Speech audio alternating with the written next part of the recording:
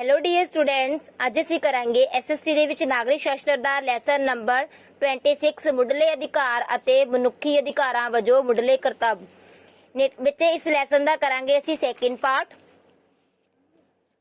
ਮਨੁੱਖੀ ਅਧਿਕਾਰਾਂ ਵਜੋਂ ਮੁੱਢਲੇ ਕਰਤੱਵ, ਮਨੁੱਖ ਦੇ ਜਿਹੜੇ ਮਨੁੱਖੀ ਅਧਿਕਾਰ ਨੇ ਉਸ ਅਧਿਕਾਰਾਂ ਦੇ ਵਿੱਚ ਉਸ ਦੇ ਕਿਹੜੇ-ਕਿਹੜੇ ਕਰਤੱਵ ਮੀਨਸ ਡਿਊਟੀਆਂ ਹਨ। ਸਭ ਤੋਂ ਪਹਿਲਾਂ ਅਸੀਂ ਸਮਾਨਤਾ ਦਾ ਅਧਿਕਾਰ।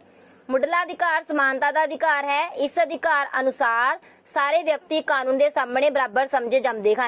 मुढ़ला अधिकार वो हुंदा है समानता का अधिकार जिस विच कानून की नज़र विच सारे ही व्यक्तियों को एक समान समझा जाता है।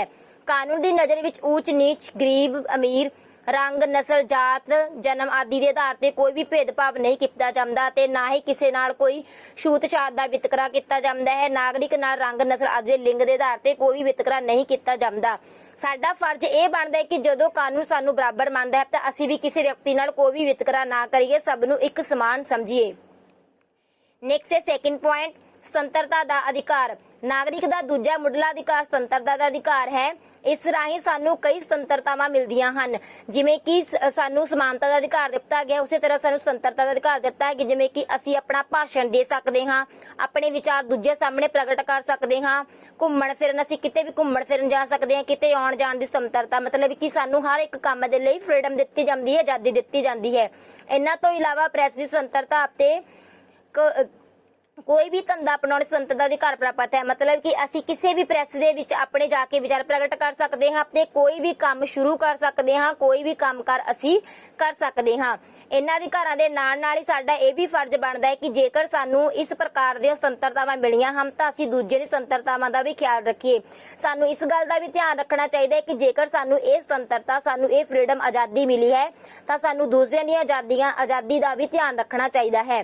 सानू दूसरिਆਂ ਨੂੰ भी घुम्मण फिरन, विचार प्रगट करन, संघ बनाउण दा अधिकार देना चाहिए। सानू हर एक परसन नूं उस नूं घुम्मण फिरन, उसदे विचार प्रगट करन, दूजे सामने विचार प्रगट करन दा मौका देना चाहिए है। थर्ड पॉइंट है सिक्ख्या दा अधिकार। सब तो पहला 18 मार्च 1910 विच Shri Gopal Krishna Gokhale empire legislative embassy अगे भारत विच मुफ्त अते लाजमी सिक्ख्या देण दी प्रस्तावना पेश की गई सी। 18 मार्च 1910 विच श्री गोपाल कृष्ण गोखले ने मुफ्त अते लाजमी सिक्ख्या देण दी प्रस्तावना पेश की। उन्होंने अपना विचार प्रगट किया कि हर एक बच्चे नूं मुफ्त अते लाजमी सिक्ख्या देण दी अपना विचार पेश किया। जदों भारत आज़ाद होया तां संविधानक असैंबली विच इस मुद्दे ते बहस उपरंत भारत दे संविधान दे अनुच्छेद आर्टिकल 45 जो कि राजनीति के निर्देशक सिद्धांतां अधीन है विच राज नूं निर्देश दिते गए कि 14 साल तक बच्चियां लई राज 10 सालां दे अंदर मुफ्त ते लाजमी सिक्ख्या देण दा प्रबंध करेगी। सरकार ने इस गल दा ऐलान कर दिता कि 14 साल तक दे बच्चे नूं मुफ्त ते लाजमी सिक्ख्या दित्ती जावेगी। गोपाल कृष्ण गोखले दी इस प्रस्तावना नूं पास कर दिता गया। फोर्थ पॉइंट है शोषण विरुद्ध अधिकार। शोषण विरुद्ध अधिकार विच मनुख दा व्यापार करन, वेतन दिते बिना काम कराउण अते दूजिਆਂ ਤੋਂ जबरदस्ती काम कराउण दी मनाही है। मतलब कि असीं किसी नाल भी धक्का नहीं कर सकते, किसी नाल भी कोई शोषण नहीं कर सकते। मनुख दा अपना अधिकार है कि व्यापार करन, अपनी तनख्वाह, अपना वेतन काम कराउण अते दूजिਆਂ ਤੋਂ जबरदस्ती कोई भी काम करन उत्ते मनाही। असीं किसी नाल कोई भी धक्के नाल कोई काम नहीं करा सकते। साडा कर्तव्य है कि असी किसी भी प्रकार का मनुखी शोषण ना करिए। साडा ये फर्ज है, साडी ड्यूटी बनती है कि असी किसी भी व्यक्ति नाल, किसी भी परसन नाल कोई भी धक्का ना करिए, उसका कोई भी शोषण ना करिए। काम बदले तनख्वाह पक्षों जेकर असी किसी तो कोई काम कराउंदे हां तां असी उसनूं तनख्वाह दईए, उसदे बनदे पैसे उसनूं दईए।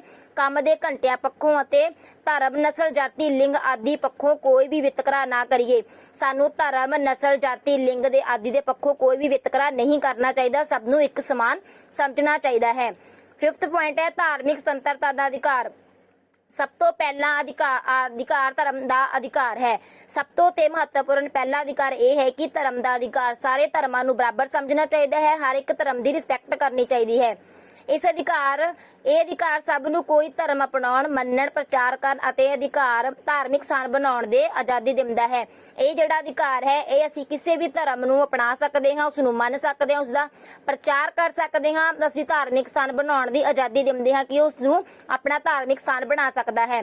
साडा कर्तव्य है इन्हां आज़ादियां विच अड़िक्का ना बणीए। साडा फर्ज इन्ना है, साडी ड्यूटी सिर्फ इन्नी है कि असीं इन्हां आज़ादियां दे विच किसी भी व्यक्ति के रस्ते विच ना आईए, ਸਾਨੂੰ ਕੋਈ ਅਧਿਕਾਰ ਨਹੀਂ ਕਿ ਅਸੀਂ ਕਿਸੇ ਧਰਮ ਸਥਾਨ ਦਾ ਅਪਮਾਨ ਕਰੀਏ। ਸਾਡਾ ਕੋਈ ਵੀ ਹੱਕ ਨਹੀਂ ਬਣਦਾ ਕਿ ਅਸੀਂ ਕਿਸੇ ਵੀ ਧਰਮ ਅਧਿਕਾਰ ਦਾ ਅਪਮਾਨ ਕਰੀਏ, ਉਸ ਦਾ ਸ਼ੋਸ਼ਣ ਕਰੀਏ। ਸਾਡਾ ਫਰਜ਼ ਹੈ ਕਿ ਸਾਰੇ ਧਰਮਾਂ ਦਾ ਸਤਿਕਾਰ ਕਰੀਏ। ਸਾਡਾ ਫਰਜ਼ ਇਹ ਬਣਦਾ ਹੈ ਕਿ ਅਸੀਂ ਹਰ ਇੱਕ ਧਰਮ ਦੀ ਰਿਸਪੈਕਟ ਕਰੀਏ, ਇੱਜ਼ਤ ਕਰੀਏ, ਉਸ ਦਾ ਸਤਿਕਾਰ ਕਰੀਏ। 6 ਪੁਆਇੰਟ ਹੈ ਸੱਭਿਆਚਾਰਕ ਅਤੇ ਵਿਦਿਅਕ ਅਧਿਕਾਰ। ਇਸ ਅਧਿਕਾਰ ਅਧੀਨ ਹਰੇਕ ਨਾਗਰਿਕ ਜਾਂ ਸਮੁਦਾਇ ਨੂੰ ਆਪਣੀ ਭਾਸ਼ਾ, ਲਿਪੀ ਜਾਂ ਸੱਭਿਆਚਾਰ ਨੂੰ ਸੁਰੱਖਿਅਤ ਰੱਖਣ ਦਾ ਅਧਿਕਾਰ ਹੈ। ਇਸ ਅਧਿਕਾਰ ਰਾਹੀਂ ਹਰ ਇੱਕ ਨਾਗਰਿਕ ਆਪਣੇ ਸਮੁਦਾਇਕ ਉਸ ਦੀਆਂ ਲੋੜਾਂ ਜਿਹੜੀਆਂ ਨੇ, ਆਪਣੀ ਭਾਸ਼ਾ ਨੂੰ, ਆਪਣੀ ਲਿਪੀ ਨੂੰ, ਸੱਭਿਆਚਾਰ, ਰਸਮ ਰਿਵਾਜਾਂ ਨੂੰ ਸੁਰੱਖਿਆ ਰੱਖਣ ਦਾ ਅਧਿਕਾਰ ਉਸਦੇ ਕੋਲ ਹੈ। ਸਰਕਾਰੀ ਵਿਦਿਅਕ ਸੰਸਥਾਵਾਂ ਵਿੱਚ ਕਿਸੇ ਨੂੰ ਰੰਗ, ਨਸਲ, ਜਾਤ ਅਤੇ ਧਰਮ ਦੇ ਆਧਾਰ ਤੇ ਦਾਖਲ ਦੇਣ ਤੋਂ ਇਨਕਾਰ ਨਹੀਂ ਕੀਤਾ ਜਾ ਸਕਦਾ। ਅਸੀਂ ਕਿਸੇ ਵੀ ਵਿਦਿਅਕ ਸੰਸਥਾਵਾਂ ਤੇ ਸਰਕਾਰੀ ਸੰਸਥਾਵਾਂ ਜਿਹੜੀਆਂ ਹੁੰਦੀਆਂ ਜਿੱਥੋਂ ਬੱਚੇ ਵਿਦਿਅਕ ਸੰਸਥਾਵਾਂ ਪ੍ਰਾਪਤ ਕਰਦੇ ਹਨ, ਉਸ ਵਿੱਚ ਰੰਗ, ਨਸਲ, ਜਾਤ ਦੇ ਆਧਾਰ ਤੇ ਬੱਚਿਆਂ ਨੂੰ ਸਕੂਲ ਦੇ ਵਿੱਚ ਦਾਖਲਾ ਦੇਣ ਤੋਂ ਇਨਕਾਰ ਨਹੀਂ ਕਰ ਸਕਦੇ, ਕਿਉਂਕਿ ਉਹ ਸਭ ਲਈ ਸਾਂਝੇ ਹਨ, ਇੱਕ ਹਨ। ਸਾਡਾ ਕਰਤੱਵ ਇਹ ਹੈ ਕਿ ਇਸ ਅਧਿਕਾਰ ਦਾ ਸਤਿਕਾਰ ਕਰੀਏ। ਸਾਡੀ ਡਿਊਟੀ, ਸਾਡਾ ਕਰਤੱਵ ਇਹ ਹੈ ਕਿ ਅਸੀਂ ਇਸ ਅਧਿਕਾਰ ਦੀ ਆਪਣਾ ਸਤਿਕਾਰ ਕਰੀਏ। ਸਾਡਾ ਕਰਤੱਵ ਹੈ ਕਿ ਰੰਗ, ਨਸਲ ਅਤੇ ਜਾਤ ਦੇ ਆਧਾਰ ਤੇ ਕਿਸੇ ਨੂੰ ਸਰਕਾਰੀ ਵਿਦਿਅਕ ਸੰਸਥਾ ਵਿੱਚ ਦਾਖਲ ਹੋਣ ਤੇ ਨਾ ਰੋਕੀਏ। ਸਾਡਾ ਸਿਰਫ ਫਰਜ਼ ਇੰਨਾ ਹੈ ਕਿ ਅਸੀਂ ਕਿਸੇ ਵੀ ਸਰਕਾਰੀ ਸੰਸਥਾ, ਵਿਦਿਅਕ ਸੰਸਥਾ ਨੇ ਜਿਹੜੀਆਂ, ਉਹਨਾਂ ਦੇ ਵਿੱਚ ਕਿਸੇ ਨੂੰ ਵੀ ਅਸੀਂ ਦਾਖਲਾ ਲੈਣ ਤੋਂ ਨਾ ਰੋਕੀਏ, ਕਿਉਂਕਿ ਉਹ ਸਭ ਲਈ ਸਾਂਝੀਆਂ ਹਨ ਤੇ ਇਸ ਵਿੱਚ ਕੋਈ ਵੀ ਵਿਤਕਰਾ ਨਹੀਂ ਕੀਤਾ ਜਾਵੇਗਾ। ਸਾਰਿਆਂ ਦੀ ਲਿਪੀ, ਸੱਭਿਆਚਾਰ, ਬੋਲੀ ਤੇ ਧਰਮ ਦਾ ਸਤਿਕਾਰ ਕਰੀਏ। ਸਾਨੂੰ ਹਰ ਇੱਕ ਭਾਸ਼ਾ ਦਾ, ਹਰ ਇੱਕ ਸੱਭਿਆਚਾਰ ਦਾ, ਹਰ ਇੱਕ ਬੋਲੀ ਦਾ, ਹਰ ਇੱਕ ਧਰਮ ਦਾ ਸਤਿਕਾਰ ਕਰਨਾ ਚਾਹੀਦਾ ਹੈ। ਕਿਸੇ ਦਾ ਵੀ ਅਪਮਾਨ ਨਹੀਂ ਕਰਨਾ ਚਾਹੀਦਾ। ਸਰਕਾਰੀਆਂ ਸੰਸਥਾਵਾਂ ਵੱਲੋਂ ਸਹਾਇਤਾ ਦੇਣ ਸਮੇਂ ਵਿਤਕਰਾ ਨਾ ਕਰੀਏ।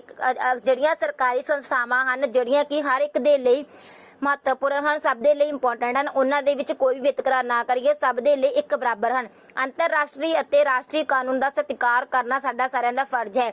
ਜੋ ਕਿ ਸਾਨੂੰ ਅੰਤਰਰਾਸ਼ਟਰੀ ਅਤੇ ਰਾਸ਼ਟਰੀ ਕਾਨੂੰਨ ਬਣਾਏ ਗਏ ਹਨ, ਉਹਨਾਂ ਦਾ ਸਾਡੀ ਰਿਸਪੈਕਟ ਕਰਨੀ, ਸਤਿਕਾਰ ਕਰਨਾ ਸਾਡੀ ਫਰਜ਼ ਹੈ, ਸਾਡੀ ਡਿਊਟੀ ਹੈ। 7 ਪੁਆਇੰਟ ਹੈ ਸੰਵਿਧਾਨਕ ਉਪਚਾਰ ਦਾ ਅਧਿਕਾਰ। ਇਹ ਅਧਿਕਾਰ ਸਾਨੂੰ ਆਪਣੇ ਅਧਿਕਾਰਾਂ ਦੀ ਸੁਰੱਖਿਆ ਦਾ ਗਿਆਨ ਕਰਾਉਂਦਾ ਹੈ। ਇਹ ਜਿਹੜਾ ਅਧਿਕਾਰ ਹੈ, ਸਾਨੂੰ ਆਪਣੇ ਅਧਿਕਾਰ ਜਿਹੜੇ ਕਿ ਸਾਡੀ ਸੁਰੱਖਿਆ ਦੇ ਲਈ ਅਧਿਕਾਰ ਬਣਾਏ ਗਏ ਹਨ, ਉਹਨਾਂ ਦਾ ਸਾਨੂੰ ਗਿਆਨ ਕਰਾਉਂਦਾ ਹੈ। ਇਸ ਅਧਿਕਾਰ ਵਿੱਚ ਇਹ ਅੰਕਿਤ ਕੀਤਾ ਗਿਆ ਹੈ ਕਿ ਤੁਸੀਂ ਸੰਵਿਧਾਨਿਕ ਤੌਰ ਤੇ ਕਿਸੇ ਦੇ ਅਧਿਕਾਰ ਨਹੀਂ ਹੋ ਸਕਦੇ। ਇਸ ਵਿੱਚ ਇਹ ਪੇਸ਼ ਕੀਤਾ ਗਿਆ ਹੈ ਕਿ ਅਸੀਂ ਕਿਸੇ ਵੀ ਪਰਸਨ ਦੇ, ਕਿਸੇ ਵੀ ਵਿਅਕਤੀ ਦੇ ਜਿਹੜੇ ਉਸ ਨੂੰ ਸੰਵਿਧਾਨਿਕ ਅਧਿਕਾਰ ਮਿਲੇ ਹਨ, ਉਹਨਾਂ ਨੂੰ ਅਸੀਂ ਨਹੀਂ ਖੋ ਸਕਦੇ। ਕਿਸੇ ਵੀ ਵਿਅਕਤੀ ਦੇ ਅਧਿਕਾਰਾਂ ਦੀ ਉਲੰਘਣਾ ਹੋਣ ਤੇ ਉਹ ਨਿਆਂਪਾਲਿਕਾ ਦੀ ਸ਼ਰਨ ਲੈ ਸਕਦਾ ਹੈ। ਅਗਰ ਕੋਈ ਵਿਅਕਤੀ ਕਿਸੇ ਦੇ ਅਧਿਕਾਰਾਂ ਦੀ ਉਲੰਘਣਾ ਕਰਦਾ ਹੈ ਤਾਂ ਉਹ ਨਿਆਂਪਾਲਿਕਾ ਕੋਲ ਜਾ ਕੇ ਆਪਣੇ ਵਿਚਾਰ ਪੇਸ਼ ਕਰ ਸਕਦਾ ਹੈ। ਇਸ ਲਈ ਹਰ ਅਧਿਕਾਰ ਨਾਲ ਸਾਡੇ ਆਪਣੇ ਮੁੱਖ ਕਰਤੱਵ ਜੁੜੇ ਹਨ। ਇਸੇ ਕਰਕੇ ਜਿੰਨੇ ਵੀ ਅਧਿਕਾਰ ਸਾਨੂੰ ਸੰਵਿਧਾਨ ਵੱਲੋਂ ਪ੍ਰਾਪਤ ਕੀਤੇ ਗਏ ਹਨ ਜਾਂ ਮਿਲੇ ਹਨ, ਸਾਨੂੰ ਉਹਨਾਂ ਹਰ ਇੱਕ ਅਧਿਕਾਰ ਦੀ ਰੱਖਿਆ ਕਰਨੀ ਚਾਹੀਦੀ ਹੈ, ਹਰ ਇੱਕ ਦੀ ਰਿਸਪੈਕਟ ਕਰਨੀ ਚਾਹੀਦੀ ਹੈ ਤੇ ਸਾਡੀਆਂ ਕੁਝ ਡਿਊਟੀਆਂ ਨੇਗੀਆਂ, ਸਾਨੂੰ ਉਹਨਾਂ ਡਿਊਟੀਆਂ ਨੂੰ ਆਪਣੀ ਇਮਾਨਦਾਰੀ ਨਾਲ ਨਿਭਾਉਣਾ ਚਾਹੀਦਾ ਹੈ। Thank you.